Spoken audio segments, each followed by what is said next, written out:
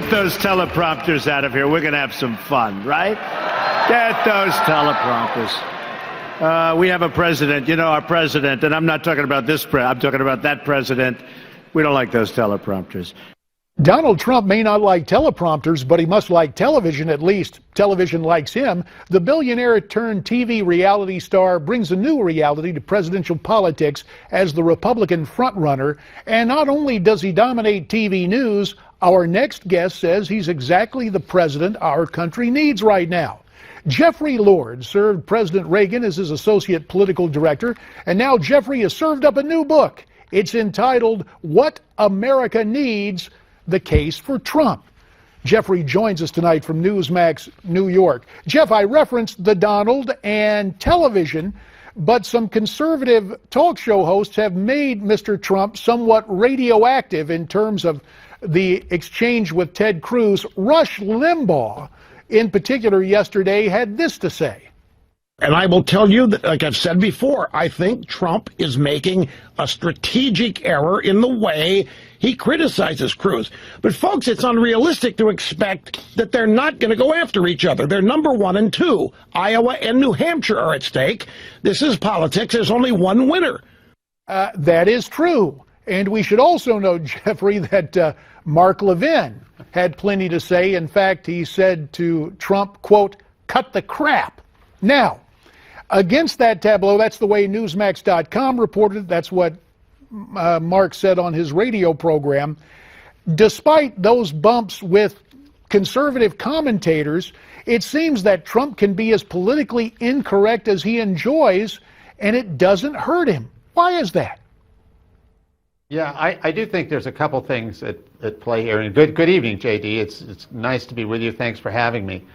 Number one, in terms of political correctness, I do think that we've got a problem in the country, and I think a lot of Americans feel that we have this problem.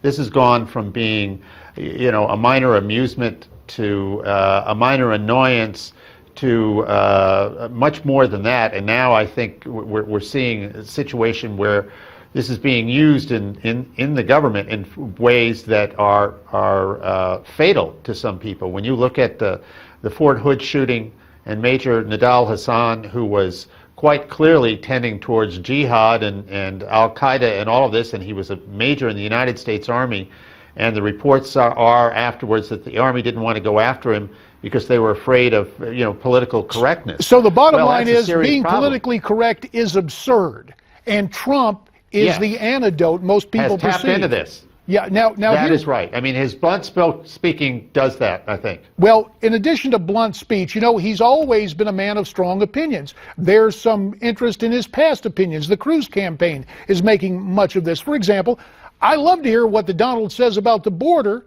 but just a few years back, he was saying Mitt Romney's plan for deportation was, quote, crazy. There are other things. He said Hillary Clinton might go down in history as the greatest Secretary of State. Now he's reversed that to be the worst. And of course, he gave money to Rahm Emanuel in Rahm's campaign to become the mayor of Chicago. Now I know Ronald Reagan switched positions, but Jeffrey, you've got to admit, this is scarcely Reagan-esque. About a minute remains.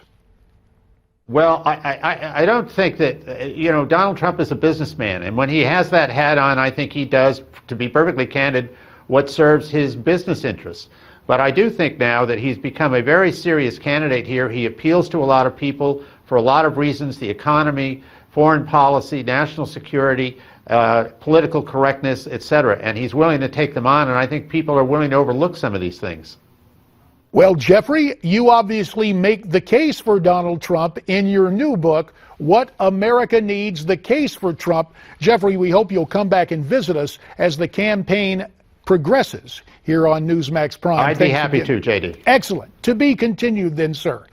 Well, you heard what Jeffrey had to say and some of what he's written. What do you think? Why don't you write me and send me your comments via email? Send those comments to newsmaxtv.com/comments. When we come back, Tom Ruskin and Dan Bongino on domestic security and cop killings. There's more ahead here on Newsmax Prime.